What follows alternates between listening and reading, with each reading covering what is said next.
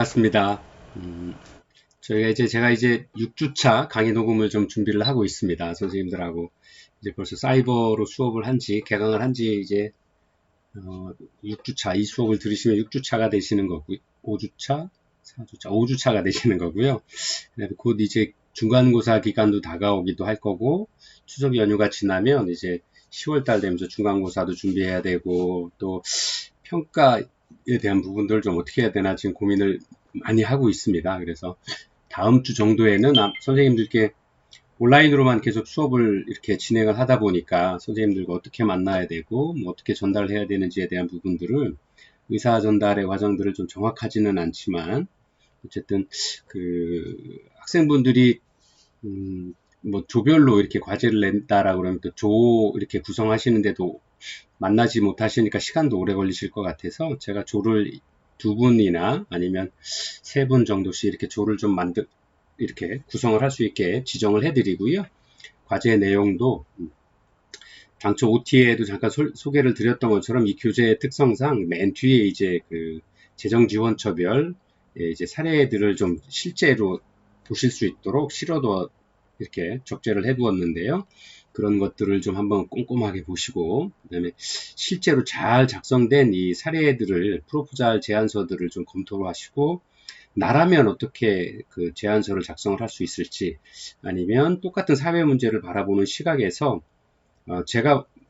내가 관심 있는 분야에 대해서 개개인이 관심 있는 분야에서는 어떤 부분에서 조금 더 그 문제점들을 좀 보완을 하고 그 문제점들을 개선하기 위한 프로그램들을 제안을 할 수 있을지 그런 것들을 좀 사례를 좀 첨언하시면서 이렇게 작성하셔서 실제 사례 연구들을 좀 보시고 발표하시면 되도록 이렇게 준비를 할까 이렇게 고민을 하고 있습니다. 그래서 그런 그 발표 자료들을 통해서 평가를 하고 또 오프라인 수업이 추석 이후에 10월 달에 좀 가능하다 그러면 함께 모여서 발표도 하고 그다음에 그 사안에 대해서 함께 논의도 하고 하는 그런 시간들을 통해서 평가와 여러분들의 좀 학력 증진을 위한 과제로서의 또 좀 수업을 좀 진행을 할까 고민을 하고 있습니다. 그래서 그런 부분들은 다음 주에 그럼 한 번 더 상세하게 설명을 드리는 걸로 하고요.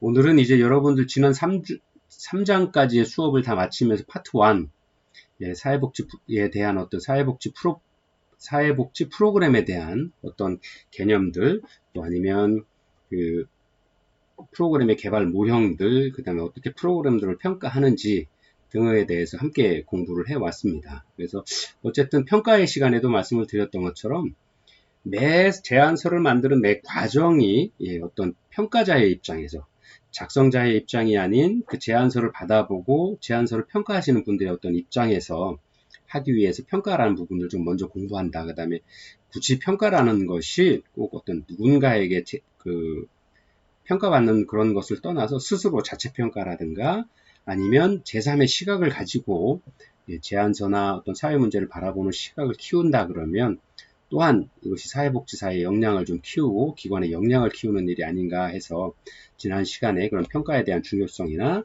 진행 방향에 대해서도 함께 공부를 해왔습니다. 그래서 이번 주에는 제2장 파트 2 그래서 사회복지 프로포절의 작성에 대해서 공부를 할 겁니다. 그래서 만약에 우리가 이제 내부적인 어떤 재원들만 어떤 내부적인 자원을 동원해서 프로그램들을 진행을 하고 복지기관의 업무들을 수행을 해온다라 그러면 이 전에 배운 사회복지 프로그램의 목적이나 유형 또 프로그램의 개발 모델들 뭐 이런 것들 그다음에 평가의 방법은 어떤지에 대한 것들을 중점을 두어서 한다라 그러면 뭐 충분할 것이다 라고 생각을 합니다. 하지만 오늘날에는 부족한 예산을 이제 외부의 자원들을 활용을 한다거나 아니면 또는 기관 내에 부족한 그 기관 사업 목적을 달성하기 위해서 부족한 자원들을 외부에서 끌어들이는 것들이 이제 외부 자원들이 이제 필수적인 상황이 되어버린 상황에서 이러한 외부 그 기금들을 조달하는 어떤 이런 방법으로서의 제안서, 즉 사회복지 프로포절의 작성들이 점점 중요해지고 있다. 또 그런 것들을 이제 당연시하는 어떤 그리고 또 각각의 기관에서 여러분들이 졸업을 하시고 기관에 가시게 되면 각각의 기관에서 그것이 이제 사회복지사로서의 어떤 역량의 하나로서 또 사회복지사 선생님들 평가하는 어떤 자체 기준으로서도 좀 발휘되는 어떤 이런 것들을 좀 많이 볼 수 있습니다. 그래서 이런 것들의 어떤 중요성이 높아지는 거에 맞춰서 어떤 프로포절을 작성하는 어떤 이런 과정들도 좀 한번 꼼꼼하게 봐야 되겠다 해서 이렇게 프로포절 작성에 대한 실무 분석에 대해서 함께 이 시간부터는 공부를 해보도록 하겠습니다. 그래서 통상적으로는 이제 어떤 논리적인 분석이나 논리적인 순서나 어떤 프로그램의 어떤 진행 방향들을 보았을 때 대개의 경우 이렇게 1단계에서 문제 확인 및 분석의 단계로, 그 다음에 2단계에서 대상자 선정을 하는 과정으로, 그 다음에 3단계에서 프로그램의 목적과 목표를 설정해주는, 그 다음에 4단계에서 프로그램의 기반 수립과 그 내용 설계를 어떻게 하는지, 그 다음에 5단계에서 실제 프로그램별 실행 계획들을 작성을 하게 되죠. 그 다음에 마지막으로 6단계에서 예산 수립을 하는 어떤 이런 일련의 과정들을 거쳐 나가게 됩니다. 그 다음에 이후에 이제 뭐 실제 프로그램들을 진행을 한다거나 아니면 평가를 어떻게 한다거나 하는 이런 과정들은 있습니다만, 실제 주 핵심 프로포절을 작성하는 그 핵심 단계로서는 어떤 이런 과정들을 거치고 있다라는 것들을 말씀드릴 수 있습니다. 그래서 프로포절 작성에 있어서 특정한 단계를 어떻게 구별한다라고 하는 것들은 좀 어떻게 보면 좀 진부한 어떤 논의의 어떤 장이 아닌가 생각을 합니다. 그래서 프로포절 작성이라고 하는 것은 제안서의 형식에 따라서 또는 그 절차와 또 개발하고자 하는 방법에 따라서 달라지게 되는데요. 크게 자유롭게 쓰는 방법, 그 다음에 정형화되어 있는 어떤 틀에 맞춰서 하는 어떤 두 가지 방법으로 크게 구별을 할 수 있을 것 같습니다. 그래서 자유 형식은 개발하고자 하는 프로그램의 설계나 유형 등 또 구성 요소나 소술 방법 등을 고정적이지 않고 자유롭게 선택할 수 있는 어떤 제안서죠. 그러니까 이런 경우에는 특정 사회 문제 아니면 그 현재 기존에 다뤄봤던 어떤 사회 문제들이 아니라 새롭게 발견되고 있는 사회 문제나 사회 구성원들, 클라이언트 욕구에 기반한 어떤 새로운 프로그램들을 만들거나 새로운 접근 방법들을 만들고자 할 때는 어떤 이런 자유 형식들을 사용을 하는 예들이 많이 있다라고 설명드릴 수 있고요. 정형화되어 있다 하는 방식, 즉 어떤 구조나 틀을 가지고 그 틀에 맞추어서 제안서를 작성하는 방식들은 미리 정해져 있어서 어떤 그 제안서에 나와 있는 어떤 형식을 갖춰서 제안서를 작성하는 것들이 좀 편리성을 도와줄 수 있고 또 표준화되어 있는 방식이어서 평가의 방법이나 다른 기관 간의 여러 기관의 제안서를 동시에 받았을 때 기관 간의 평가나 어떤 그 작성 요령들, 그 다음에 예산에 수반되는 어떤 예산 집행 방법들에 대해서도 쉽게 구별을 할 수 있죠. 그래서 이런 그 정형화된 방식, 표준화된 방식은 요즘에 어떤 저희 나라에서도 기관별로 아니면 어떤 재정 지원처별로 많이 활용하는 방법 중에 하나입니다.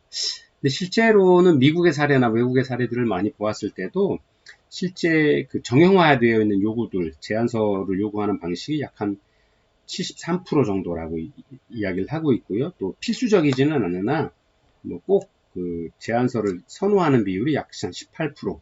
그래서 전 세계적으로 약 한 91% 정도의 제안서들이 어떤 표준화되어 있는 어떤 형식들을 좀 기관에서 또는 재정지원처에서 제공을 하고 있죠. 그래서 이러한 형식으로 좀 제출을 해 주십시오라고 정형화된 어떤 표준화된 양식들을 제공을 하고 있습니다. 그러니까 물론 정형화되지 않은 형식들을 요구하는 경우들도 있긴 한데 그것은 이제 표준화된 어떤 양식보다는 좀 많이 수량이 적어지고 있다. 그 비율이 작게 나타나고 있다. 이렇게 설명을 드릴 수 있습니다. 그래서 각 재정지원처마다 고유한 어떤 그 양식의 제안서를 요구하고 있으나 제안서의 내용이나 그 다음에 구성이나 그런 것들이 크게 다르지는 않다. 거의 뭐 이제 표준화되어 있다. 왜냐면 그 사회 문제를 바라보는 시각, 그 다음에 그 문제의 원인을 어디에 있다라고 생각을 하는지, 그 다음에 현재 제안을 하고 있는 프로그램들이 어떤 목적과 목표를 갖고 있는지, 또 어떤 방법으로 진행을 해서 현재 사회 문제에 대한 어떤 문제를 제거한다거나 아니면 문제의 요인들을 아니면 그 문제의 영향을 약화시키는, 완화시키는 어떤 이런 방법으로 갈 거냐 하는 부분들입니다. 그 다음에 마지막으로 예산을 얼마나 소요해서 할 거냐, 즉 효율성과 효과성에 관한 부분들도 검증받을 수 있도록 그런 어떤 다양한 방법에서의 우리가 전 시간에 공부했던 평가의 기준으로 바라보았을 때 어떠한 기준으로 나갈 것이냐를 표준화된 양식에 의해서 작성을 하도록 이렇게 하고 있습니다. 그래서 우리나라 삼성 사회복지 공동모금회나 대표적인 어떤 삼성복지재단에서 제시하였던 과거 제안서들을 좀 보면 크게 이렇게 6가지로 구별을 하고 있습니다. 사업명, 또 사업의 필요성, 또 서비스 지역, 또 서비스 대상 및 클라이언트 수, 사업 내용, 예산 계획 등으로 구성되어 있다. 이런 것들을 좀 볼 수 있고요. 덧붙여서 삼성복지재단의 경우에는 신청 프로그램의 예산이나 그런 프로그램에 대한 과정평가, 또 프로그램들의 효과 평가들을 좀 표준화된 양식으로 제공을 했던 경우들이 좀 많이 있습니다. 그래서 현재 여러분들이 사회복지기관이나 현직에 계신 많은 분들의 어떤 제안서를 내는 케이스들을 좀 보게 되면 지금은 이 두 가지가 좀 많이 이렇게 혼합되어 있다. 라고 볼 수 있습니다. 그래서 어떤 검증받거나 효과성이나 효율성에 대한 검증에 관한 부분들까지도 제안서상에서 그 다음에 마지막에 사업이 다 끝난 후에 사업에 대한 영향들, 프로그램이 종료된 후에 지역사회에 미칠 영향성들까지도 기록을 하도록 되어 있습니다. 그래서 이런 과정이 2014년에 배분 사업을 재구조하게 되면서 사회복지 공동모금회에서도 배분화가 되면서 이제 프로그램에 대한 어떤 논리적인 순서보다는 첫 번째 프로그램을 먼저 소개를 하도록 하고 제목을 통해서 프로그램들을 무엇인가를 알 수 있도록 해주고 그 다음에 프로그램을 그 내용들에 있어서 어떻게 진행해 나갈 건지에 대한 것들을 먼저 나오도록 했죠. 그래서 옛날에는 논리적인 분석을 통해서 이러한 문제 확인 과정이나 이런 것들을 순서덕으로 해서 맨 마지막에 이러한 과정으로 해서 프로그램을 이렇게 만들 겁니다 라고 했었는데 지금은 이제 조금 방향이 바뀌어서 내용에 대한 부분들 프로그램은 어떻게 할 거고 그 프로그램을 통해서 어떤 부분들에 대한 관심을 갖고 있다라는 어떤 그런 부분들이 많이 혼합되어 있는 형식으로 양식들이 바뀌고 있고 되도록이면 지금은 이제 논리적인 구조보다는 프로그램을 어떻게 운영을 할 것인지에 대한 부분들을 좀 먼저 강조하는 형식의 제안서의 좀 형식들을 나타내고 있습니다. 그래서 현재 양식들이라고 하는 것은 프로그램들을 좀 먼저 드러내도록 하였다 하는 거죠. 그 다음에 그거에 맞춰서 사업에 대한 추진 전략을 어떻게 할 건지 그런 부분들을 좀 강조해서 보여줄 수 있는 또 이런 양식들로 되어 있습니다. 그래서 이렇게 바뀌어 왔는데요. 이런 것보다도 이 교재에서는 이제 논리적인 양식을 좀 먼저 공부를 하게 될 텐데 그 이유는 어쨌든 이러한 어떤 과정들에서 선후 경중을 따지는 것보다도 우리가 공부를 하는 과정에서 학습을 하는 대학의 과정에서는 어떤 개인의 어떤 논리적인 구조를 좀 가지고 있어야 되겠다 하는 겁니다. 그래서 그런 논리적인 구조를 가지고 있다라 그러면 그 순서가 바뀌든 상관없이 어떤 그 내용에 있어서의 충실성은 충분히 그 다음에 그 내용이 충실하게 작성된다라고 하는 것은 재정지원처의 평가자들에게 프로그램의 어떤 독창성이나 독립성들을 좀 확보해 줄 수 있고 선택의 폭을 더 넓힐 수 있다. 선정에 될 기회를 더 많이 가질 수 있게 만들어 줄 수 있을 것이다. 라는 이런 생각을 합니다. 그래서 이 교재에서는 이제 그 논리적인 어떤 양식에 관한 부분들을 먼저 공부를 하고 진행해 나가는 것으로 하겠습니다. 자, 그래서 여러분들 교재에도 좀 잘 표현이 되어 있는데요. 자, 이전에는 재정지원처의 제안서 양식과 프로포절 작성 단계로 보면 과거 제안서 양식은 논리적인 순서 기준이었습니다. 그래서 뭐냐면 문제 확인하고 대상자 선정하고 프로그램의 목적과 목표를 기록을 하고 그 다음에 프로그램 기반과 프로그램 실행 계획들 그 다음에 예산 수립하고 기타 어떻게 운영할 것이냐 하는 이런 논리적인 순서의 어떤 흐름대로 작성을 했다라고 그러면 현재 제안서 양식은 아까 잠깐 말씀드린 것처럼 사업명 그 다음 사업 내용 및 추진 전략, 즉 프로그램에 대한 부분들을 먼저 상세하게 기록들을 하도록 되어 있습니다. 그래서 지금 이제 제안서를 낸 이 수많은 기관들이 공통으로 제안서를 낼 텐데 이런 논리적인 구속들을 다 검토하는 것보다는 현재 프로그램들을 재정지원처도 그렇고 평가하시는 분들도 그렇고 프로포절을 내시는 분들이 어떤 일반 대중들에게 다 보여주는 것이 아니라 전문가들끼리 어떤 선택의 어떤 기준을 정하고 선택의 기회를 잡고자 하는 거였잖아요.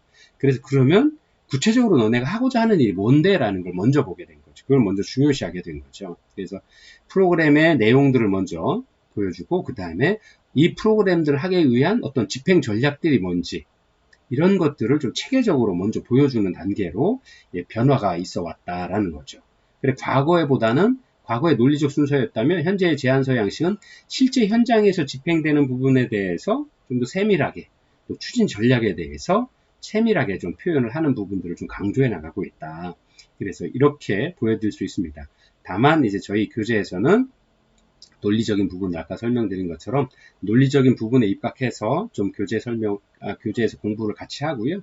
이 학습 과정에서 논리적인 부분들을 좀 충분히 이해를 하신다라 그러면 아마도 이제 그 제안서를 작성하는 양식이 좀 바뀌거나 한다라 그래도 뭐 좀 큰 문제는 없을 것이다 라고 이렇게 생각을 합니다.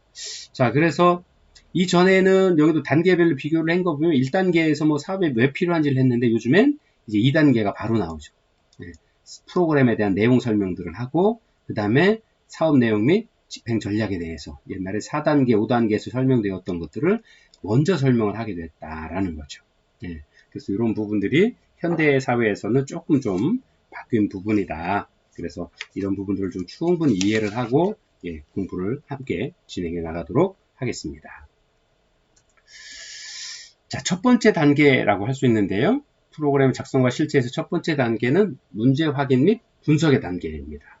그래서 이제 저희가 아까 잠깐 보셨던 것처럼 문제 확인 및 분석 단계에서를 이제 첫 주에 수업으로 진행을 하고요. 그 다음에 이제 두 번째 다음 주, 그러니까 대상자 선정은 어떻게 하는지, 또 그 다음 주에는 7주차에는 프로그램의 목적과 목표, 8주차, 9주차, 10주차 이렇게 공부를 계속 진행을 해 나가겠습니다. 그래서 이 프로그램을 작성을 하고 하는 실제 작성 과정에서 가장 중요한 부분들은 뭐냐면 사회 문제를 바라보는 시각들 또는 우리 기관의 주로 설립 목적과 어떤 운영 방법, 방침에 대한 어떤 방향과 우리가 바라보고 있는 사회 문제를 어떻게 정의하고 있는지, 그리고 그 사회 문제를 기존의 어떤 프로그램과 다르게 현재 우리가 가지고 있는 어떤 역량이 어떤 것이 있는지, 또 그 역량을 발휘해서 어떻게 새롭게 발견된 사회 문제에 대응해 나가고자 하는지를 잘 정리를 해야 되는 거죠. 근데 이 잘 정리한다는 것이 어떻게 논리적으로, 과학적으로, 그 다음에 실증적으로 보여줄 수 있느냐 하는 것들을 이제 기록으로, 제안서의 어떤 양식으로 표현을 해 나가는 겁니다. 그래서 오늘 첫째 시간에 첫 번째 문제 확인 및 분석에 대해서 함께 공부해 보도록 하겠습니다. 자, 문제 확인 및 분석이라고 이렇게 말씀을 하는데요. 자, 문제 확인 및 분석에서의 과정은 첫 번째, 사회복지 서비스 자원의 결여 및 불충분한 부분들이 무엇이냐. 여기서 문제 확인 및 분석의 시작이 된다라고 볼 수 있겠죠. 그 다음에 결여되거나 불충분한 사회복지 서비스 및 자원의 증거 자료가 어딨냐. 그냥 단순하게 뭐 뉴스에도 보고 우리끼리 현장에서 일해보니까 앞으로 이러한 서비스가 좀 필요할 것 같고, 또 이러한 자원이나 또 클라이언트에게 불충분한 부분들이 있으니 이런 걸 만들어 볼게요 하고 하는 것보다는 여기 있는 것처럼 증거 자료들을 좀 만들어 주는 거죠. 자, 우리가 그 문제 분석하거나 어떤 제안서를 맡을 때 스마트의 어떤 기준을 따른다 그랬죠. 구체적이고, 그 다음에 수량 측정 가능하고, 그 다음에 뭐 비교 가능하고 하는 어떤 이런 기준들을 따르게 되는데요. 그런 어떤 그 객관적인 어떤 증거 자료들을 보여줌으로써 문제에 대한 심각성을 충분하게 표현해낼 수 있는 어떤 방법들이 생길 수 있는 거죠. 그 다음에 세 번째가 이러한 그 자원들이 부족하고 그 불충분한 원인들에 대해서 어떻게 생각하고 어떤 이유로 그런 부분들을 이해하고 있는지를 보여주는 방법. 그래서 불충분의 원인을 탐색하는 과정이 필요하다라고 보여질 수 있습니다. 그래서 첫 번째 문제 확인 및 분석의 필요성에서는 우리가 이제 제안서를 만들 때 가장 첫 번째 하는 게 바로 사업명 또는 프로그램의 명을 하죠. 아까 현재 요즘에 이제 제안서 양식에 있어서도 사업 내용 및 추진 전략을 먼저 진행을 한다라고 그랬잖아요. 또 제안서를 많이 쓰셔보신 분들은 다 아시겠지만, 아니면 기업체에서, 아니면 그 본인이 근무하고 계신 그 사업장에서 어떤 상부에 품위를 내거나 결제를 받기 위해서 갈 때 제목과 내용들을 첫 번째 장에 거의 다 표시를 하시죠. 왜냐하면 결제를 많이 하시는 분들이 뒤에 장까지 보시기는 너무 어렵잖아요. 더구나 이런 그 결제 서류들을, 제안서들을 잘 만드는 부분들이, 품위를 잘 내는 분들이 공공기관에 근무하시는 분들이 특히 잘 하시죠. 왜냐하면 그 워낙 바쁘신 분들, 상급자들이 뭐 외부 행사로도 그렇고 내부 행사로도 그렇고 워낙 바쁘시니까 실제 책상에 앉아서 일하는 시간이 적으시니까 엘리베이터 타고 가면서 순간에 짧게 한 5분 설명해서 결제받고, 아니면 그 수많은 결제를 하는 중에 자기가 최대한 빨리 결제를 받고 안정적으로 하려면 한 장에 딱 표시해서 어떤 일을 하고자 하고, 그 다음에 그 돈은 얼마가 들 거고 어떤 결과를 미칠 건가를 아주 간단하게 일목요연하게 보여줄 수 있어요. 작성할 수 있으셔야 되는 거죠. 그래서 그런 것들을 가장 대표적으로 표현해낼 수 있는 거 바로 사업명 또는 프로그램명들을 아주 눈에 띄고 이해하기 쉽도록, 그다음 어떤 일을 하고자 하는지를 간단하게 축약시켜서 보여줄 수 있는 그런 매력적인 이름을 짓는 것이 아주 중요하다. 그러면 사람도 만날 때 첫인상에 뭐 단 10초 만에 만나서 결정이 되는 것처럼 사업명, 어떤 서류상으로 사업명을 보았을 때 이것이 무슨 일을 하려고 하는 거구나 하는 것을 쉽게 받아들이고 이해할 수 있도록 프로그램 이름을 짓는 것은 아주 중요하다 할 수 있습니다. 그래서 처음부터 프로그램명을 작성을 해 놓을 수도 있지만, 어쨌든 이제 문제를 분석을 하고 그 다음에 또 그 프로그램을 작성하는 그 다음 단계로 나갈 때도 어떤 처음에 가제만 정해놓고 이렇게 문제 분석하고 진행해가는 과정 중에서 좀 더 갈고 닦으면서 문제를 명칭을 또는 프로그램 명칭을, 사업명을 만들어 나갈 수도 있습니다. 그래서 그런 경우에 뭐 처음부터 뭐 딱 정할 수는 없지만 이런 어떤 사업명을 정하는 것은 아주 중요할 수 있다라고 보여질 수 있습니다.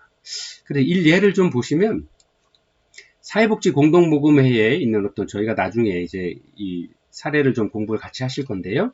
대상이나 목적, 방법이 드러나도록 하는 것들을 권장을 한다라고 합니다. 슬로건은 부제로 변기하도록 하는데요. 자, 여기도 보시면 아동의 대상이 나와 있죠. 자기 표현 증진을 통한 또래관계 및 자아존중감 향상 프로그램.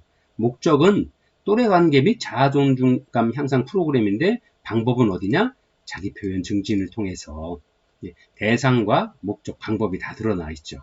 그 다음에 이제 부제를 정한 거죠. 이렇게 크레센도 하모니라고 이렇게 부제를 정해둔 거죠. 그래서 나중에 이제 뭐 프로그램들을 할 때 저희는 크레센도 프로그램입니다 라고 하면 아동의 자기 표현 증진을 통한 또래관계 및 자아존중감 향상 프로그램이로구나 알 수 있도록 되어 있는 거죠. 그래서 이렇게 그 제목들을 요즘 정하는 케이스들이 많이 있습니다. 그래서 나중에 이제 저희가 실제 사례를 좀 돌아볼 때도 다양한 프로그램들을 진행을 하면서 사회복지사 선생님들이, 아니면 그 프로그램을 운영하는 그 팀이 모여서 브레인스토밍이든 아니면 뭐 절차에 따른 어떤 방법이든 아니면 조사 과정에서 어떤 아이디어를 내든지 간에 이렇게 한눈에 목적과 방법, 또 그 대상이 무엇인지를 좀 알 수 있는 어떤 제목들을 찾느라고 고민들을 많이 하게 되시는 거죠. 그래서 이러한 부분들이 바로 첫 번째 가장 중요한 어떤 부분이다 라고 말씀드릴 수 있습니다. 그래서 프로포절 작성의 실질적인 첫 단계가 문제를 확인하고 그다음에 프로포절의 작성 방향을 잡아가는 일이기 때문에 그 중요성을 강조할 수 있을 것입니다. 그래서 사회복지 공동모금에서 제시하는 양식은 네 번째 단계에서 문제의식, 사업의 필요성으로 문제 확인 및 분석의 필요성을 네 번째에서 제시하고 있습니다. 그러나 논리적인 모형에서는 바로 첫 번째 이런 게 위치하고 있다라고 말씀을 드릴 수 있고요. 이러한 것들이 논리적인 순서로 볼 때는 프로그램을 만드는 첫 번째 순서에 해당될 수 있다라고 할 수 있죠. 왜냐하면 프로포절이라고 하는 것은 결국 재정지원처 또는 누군가로 제3자인 어떤 객관성을 가지신 분들에 의해서 심사를 받거나 평가를 받는 것을 전제로 하고 있는 거죠. 누군가 제출하고 보여주기 위한 것이기 때문에 사업의 필요성을 제시해서 제3자에게 설득력 있게 내용들을 보여줄 수 있는 것이 중요하다라고 할 수 있습니다. 그래서 그런 것들이 어떤 첫 번째 단계에서 이루어질 수 있는 일이다라고 말씀을 드릴 수 있고요. 사회복지라고 하는 것이 본질적으로 사회 구성원들의 안녕, 또 평화, 복지, 행복 등을 추구하는데 사회 문제는 이러한 사회복지 목표에 있어서 장애물이 될 수 있다라고 하는 거죠. 또는 사회복지가 달성되지 못한 상태가 바로 사회 문제다라고 할 수 있는 거죠. 그래서 이 사회 문제를 확인하고 이 문제가 무엇인지, 원인은 무엇인지, 또 풀어나갈 수 있는 문제가 무엇인지 이것을 제안하는 게 바로 우리가 작성하고자 하는 프로포절이다라고 설명을 드릴 수 있죠. 그래서 문제가 있으면, 사회 문제가 있으면 이를 해결하고자 하는 필요성을 느끼는 게 사회적인 욕구다. 사회 문제에는 사회적인 욕구가 생길 수 있죠. 그래서 이러한 욕구의 관점에서도 사회 문제는 아주 중요한 부분이다. 그래서 이러한 문제를 놓치지 않고 그걸 해결하고자 하는 어떤 방법들을 계속 고민해 나가시는 것, 그 시작이 바로 제안서 또는 사회복지 프로포절에 아니면 우리 기관에서의 존재 이유성들을 좀 보여줄 수 있다. 그래서 이러한 프로그램의 당위성 아니면 기관의 존재 위치의 당위성 이런 것들을 설명하는 것들이 바로 프로그램의 출발점이다 라고 말씀드릴 수 있습니다. 이렇게 해서 사회 문제에 대한 어떤 그 시작들이 바로 사회 문제를 확인하는 것에서 시작을 한다라고 말씀을 드릴 수 있는데요. 문제 확인이라고 하는 것은 어쨌든 프로그램을 효과적으로 실행하고 유용한 결과를 산출하기 위해서도 아주 정확히 이루어져야 된다라고 하는 거죠. 즉 아까 말씀드린 대로 사회의 많은 구성원들이 그것이 문제다라고 사회 문제로 인식을 하고 이슈화되고 있음에도 불구하고 그렇다 그러면 그 문제가 실제 존재를 하는지에 대해서 객관적으로 존재 여부를 밝히고 그 심각성을 규명하는 일이기도 하지만 동시에 그 문제의 원인이 어디에 있는지 이런 것들을 좀 정확히 파악하는 것이 필요하다. 그래서 문제의 원인을 찾아서 인과관계를 살피고 이 프로그램들, 우리가 제안하고 있는 사회복지 프로그램들을 통해서 그런 그 개입의 목적이 사회 문제를 완화시킬 건지 아니면 사회 문제를 차단하고자 하는 건지를 정확히 좀 구별하기 위한 어떤 모습들을 좀 보여줄 수 있어야 된다라고 하는 거죠. 그래서 문제 확인이라고 하는 것, 그 다음에 우리가 제안하고 있는 사회복지 프로포절이라고 하는 것은 사회 문제의 원인과 사회 문제 간에는 인과관계가 있다. 독립변수 A로 인해서 종속변수 B에 영향을 미친다라고 이런 것들을 알 수 있어야 되는 거죠. 이 문제의 원인들을 정확히 파악하고 문제를 확인하는 것. 그게 이제 첫 번째 제안을 작성하기 위한 가장 첫 번째 논리적인 업무의 하나고요. 이러한 우리가 만들고자 하는 제안서, 즉 프로그램을 통해서 문제의 원인에 대한 영향을, 사회 문제에 끼친 영향을 차단하는 것 또는 문제가 진행이 되더라도 그 영향이 좀 완화될 수 있도록 하는 것이 바로 이 프로그램 실행의 목적이고 이 프로그램을 실행하기 위한 프로그램들을 만들어내는 것, 그게 바로 우리가 지금 현재 공부하고 있는 사회복지 프로포절이다라고 이렇게 간단하게 설명을 드릴 수 있습니다. 그래서 이러한 사회 문제에 대한 어떤 원인을 규명하고 그 정확하게 파악해서 이 문제를 어떻게 파악해낼 건지 프로그램으로 연결해내는 과정이 바로 첫 번째 가장 중요하게 해야 될 일이다. 그러면서 이 프로포절의 성공과 실패의 어떤 첫 시작이 바로 사회 문제의 원인을 정확히 파악하고 그 문제를 해결하기 위한 방안을 구체적이고 현실 가능하도록, 실현 가능하도록 제안하는 것, 그것이 바로 프로포절에서 해야 될 우리 사회복지사 선생님들이 제안 작성자들이 가장 중요하게 생각해야 될 부분의 하나다. 그 시작점이다. 라고 이렇게 강조해서 말씀드릴 수 있습니다. 자, 문제 확인에 있어서는 사회 문제의 분석은 문제의 규모나 상황, 또 그 현상을 파악하는 것에 그치지 않고 문제의 원인을 파악하는 인과적인 분석으로 확대. 원인이 무엇인지, 그래서 결과가 어떻게 내어되는지, 그래서 그 인과적 분석으로 확대될 수 있어야 된다라고 하는 겁니다. 또 그러한 능력들을 사례관리자 선생님, 제안서 작성하시는 선생님들, 또 사회복지사 선생님들이 그런 어떤 사회적인 어떤 큰 분석의 틀을 가지고 있어야 된다. 그래서 이런 것들을 강조하기 위해서 저희가 사회복지 조사론, 지역사회복지 실천론 이런 것들을 공부하는 이유다라고도 확대해서 설명을 드릴 수 있습니다. 그 문제의 원인은 하나일 수 있지만 대개 복수의 원인이 다양한 문제의 원인들이 존재한다라는 거죠. 그래서 단지 원인들 가운데에서 한 가족으로 주된 원인들과 부차적인 원인들이 있을 뿐이지 사회 문제의 원인들은 어느 한 가지로 되어지는 않다. 그 다음에 이런 것들이 복합적인 어떤 그 관련을 맺으면서 어떤 특정 매개체로서의 역할들도 한다라는 것들이죠. 그래서 좀 그림으로 좀 표현을 해보자면 사회적인 인과 문제를 분석을 할 때 주된 원인과 사회 문제로 나타나는 어떤 사회 문제를 보자면 주된 원인이 하나 있을 수 있죠. 그러나 이 주된 원인을 미치는 것 하나에 그치지 않고 우리 사회는 현재 복잡해지고 다양한 어떤 문제들을 보여주고 있기 때문에 직접적인 주된 원인과 연관을 맺고 있는 부차적 원인 아니면 이거에 영향을 미치기만 하는 요인 다양한 부차적 원인들이 다양하게 만나서 이러한 합동적으로 나타난 문제가 바로 우리가 이야기하고 있는 사회 문제의 표현이 될 것이다 라고 하는 거죠. 자, 이렇게 해서 저희가 사회 문제에 대한 어떤 그 학습을 좀 마무리를 했고요. 잠시 쉬었다가 2교시에 여러분들 다시 뵙도록 하겠습니다. 2교시에는 문제 확인 및 분석의 과정에 대해서 함께 공부해 볼게요.